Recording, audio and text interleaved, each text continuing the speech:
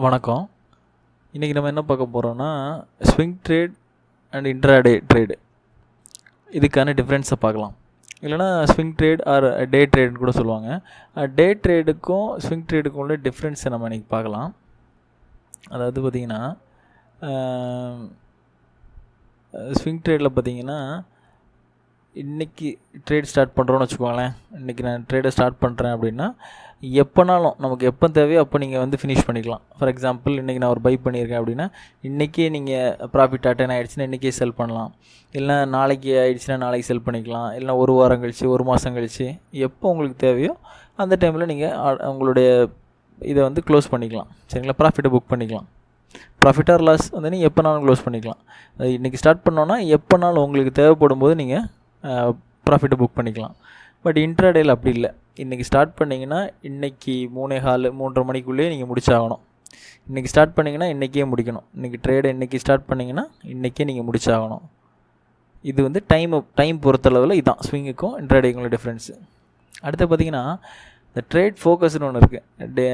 அதாவது நீங்கள் swing trade எடுத்துட்டிங்க அப்படின்னா, அந்த ட்ரேடை ஃபோக்கஸ் பண்ணி பார்த்துக்கிட்டே இருக்கணும் இல்லையா? அது வந்து ரொம்ப அப்படி இருக்கணும் அவசியம் இல்லை. ஏன்னா ஒரு இடத்துல பை பண்ணிட்டீங்க, 100 ரூபாய்க்கு பை பண்ணிட்டோம், 140 தான் நம்மளோட டார்கெட்னா ஓகே, டார்கெட் வரைக்கும் வெயிட் பண்ணலாம். சரிங்களா? இல்லை வந்து ஸ்டாப் லாஸ்னால் ஸ்டாப் லாஸ் வரைக்கும் வெயிட் பண்ணலாம். ரொம்ப ஃபோக்கஸ் பண்ணிகிட்டு இருக்கணும்லாம் அவசியம் இல்லை. ஏன்னா இதனுடைய டைம் பீரியட் அதிகமாக இருக்குது நமக்கு. அதனால் ஒரேடியாக அப்படியே உட்காந்துட்டே இருக்கணும், சிஸ்டம் முன்னாடியே உட்காந்துட்டு இருக்கணும், அந்த மாதிரி எந்த அவசியமே இல்லை ஸ்விங் ட்ரேடுக்கு. ஆனால் இன்ட்ராடேக்கு அப்படி கிடையாது. ஏன்னா உங்களுடைய டைம் பீரியட் ரொம்ப கம்மியாக இருக்குது. ஒரு 6.5 மணி நேரம் தான் மொத்தமாக உங்கள் டைமு. அப்போ கண்டிப்பாக நீங்கள் வந்து ஃபுல் டைமாக நீங்கள் வந்து சிஸ்டம் முன்னாடி தான் உட்காரணும். உங்கள் ட்ரேடை பார்த்துக்கிட்டே தான் இருக்கணும். நீங்கள் எடுத்த பொசிஷன்ஸை பார்த்துக்கிட்டே தான் இருக்கணும். இன்ட்ராடே ட்ரேடில் நீங்கள் பார்த்துக்கிட்டே தான் இருக்கணும், வேறு வழி இல்லை. அப்புறம் பார்த்திங்கன்னா, ஓவர் நைட் ரிஸ்க். அதாவது இப்போ நம்ம ஸ்விங் ட்ரேட் எடுத்துட்டோம்னு வச்சுக்கோங்களேன். ஸ்விங் ட்ரேடில் ஒன்று பண்ண போகிறோம், ஒரு பொசிஷன்ஸ் எடுத்துட்டோம் அப்படின்னா, நம்ம கண்டிப்பாக அதை வந்து கேரி ஃபார்வர்ட் பண்ணுவோம் அந்த பொசிஷனை. அதாவது இன்றைக்கே க்ளோஸ் பண்ண மாட்டோம், வச்சுருப்போம். அப்படிங்கிற போது நாளைக்கு மார்க்கெட்டில் இன்றைக்கி நைட்டே கூட ஒரு குளோபல் இஷ்யூ வருது, அந்த மாதிரி இஷ்யூனா ஓவர் நைட்டில் உங்களுக்கு அது வந்து ரிஃப்ளெக்ட் ஆகும். நாளைக்கு பார்த்திங்கன்னா நம்ம மார்க்கெட்டில் அது வந்து ரிஃப்ளெக்ட் ஆகும். அதனால ஓவர் நைட் ரிஸ்க்குங்கிறது கண்டிப்பாக இருக்குது. ஸ்விங் ட்ரேடில் கொஞ்சம் இருக்குது. பட் இன்ட்ராடே ட்ரேடில் பார்த்தீங்கன்னா அப்படி எதுவும் இல்லை. ஏன்னா நீங்கள் வந்து ரிஸ்க்காகவும் சரி, ரிவார்ட்னாலும் சரி அன்றைக்கே முடிச்சிடுறீங்க. சரிங்களா? காலைல 9 மணிக்கு 10 மணிக்கு ட்ரேட் எடுத்துட்டிங்கன்னா ஒரு 3:30 மணிக்குள்ளே உங்களுக்கு முடிஞ்சது ரிஸ்க்கெலாம். அப்புறம் நீங்கள் ஃப்ரீ தான். அப்புறம் எந்த ஒரு ரீசன் கிடையாது உங்களுக்கு. ஓவர் நைட்டில் என்ன நடந்தாலும் பரவாயில்ல, குளோபல் இஷ்யூ என்ன வந்தாலும் பரவாயில்ல, உங்களுக்கு எந்த பிரச்சனையும் இல்லை. நெக்ஸ்ட் டே என்ன பண்ணுவீங்க? நெக்ஸ்ட் டே போகிறீங்க, நாளைக்கு ஃப்ரெஷ்ஷாக ஒரு ட்ரேடை ஸ்டார்ட் பண்ண போகிறீங்க. அவ்வளோதான் வித்தியாசம். பட் இந்த ஸ்விங் ட்ரேடருக்கு வந்து ஒரு ஓவர் நைட் ரிஸ்க்குங்கிறது கண்டிப்பாக இருக்குது. அது மாதிரி பார்த்திங்கன்னா, இந்த ஸ்விங் ட்ரேட் யாருக்கு பெஸ்ட்டாக சூட் ஆகும்னு பார்த்திங்கன்னா, அதாவது ஜாபுக்கு போகிறவங்களுக்கு தான் இது சூட் ஆகும். அதாவது ஸ்விங் ட்ரேடு. இல்லை நான் வந்து ப்ரொஃபஷ்னலாக வந்து ஃபுல் டைமாக நான் பண்ணுறேன் அப்படின்னா நீங்கள் இன்ட்ராடே சூஸ் பண்ணிக்கலாம்.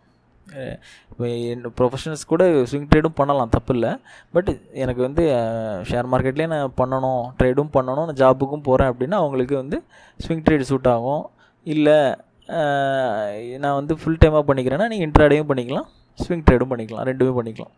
சரிங்களா? இது வந்து ஃபுல் டைம் ட்ரேடருக்கு வந்து இன்ட்ராடே சூட் ஆகும். சிஸ்டம் முன்னாடியே உட்காந்துட்ருப்பேன், ஒரு ஃபுல் டைம்னால ஒரு முழு நாள் கூட உட்காந்துட்ருப்பேன் அப்படின்னா நீங்கள் வந்து இன்ட்ராடே சூஸ் பண்ணிக்கலாம். ஜாப் கோயிங் பர்சன்ஸ் பார்த்திங்கன்னா ஸ்விங் ட்ரேட் சூஸ் பண்ணிக்கலாம். அப்புறம் முக்கியமானது பார்த்திங்கன்னா, இது 5வது பாயிண்ட் தான். என்னென்னா எமோஷ்னல் ப்ளே. அதாவது ஒரு இடத்துல வாங்குகிறோம் அப்படின்னா என்னோடய எமோஷ்னல் ப்ளே, அது வந்து இவ்வளோ டார்கெட் வைப்போம், இவ்வளோ ஸ்டாப் லாஸ் வச்சுருப்போம் அப்படின்னா அந்த எமோஷ்னல் ப்ளே வந்து ரொம்ப கம்மியாக இருக்கிறது பார்த்திங்கன்னா ஸ்விங் ட்ரேடில்.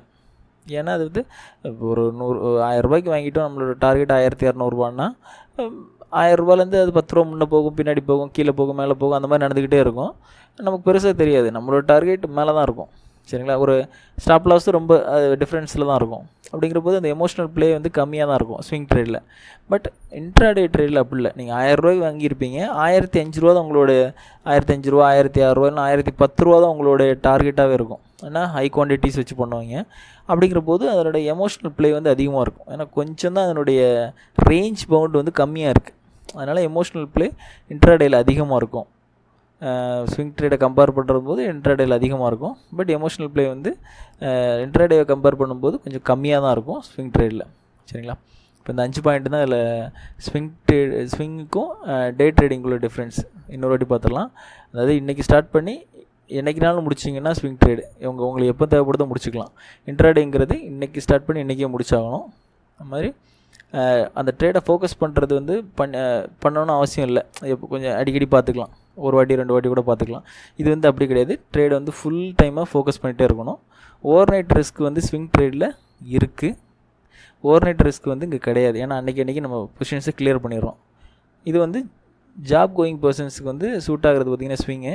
இல்லை நான் ஃபுல் டைமாகவே சிஸ்டம் முன்னாடி இருப்பேன், ஃபுல் டைமாக நான் பண்ணுறேன் அப்படின்னா நீங்கள் இன்ட்ராடே சூஸ் பண்ணிக்கலாம்.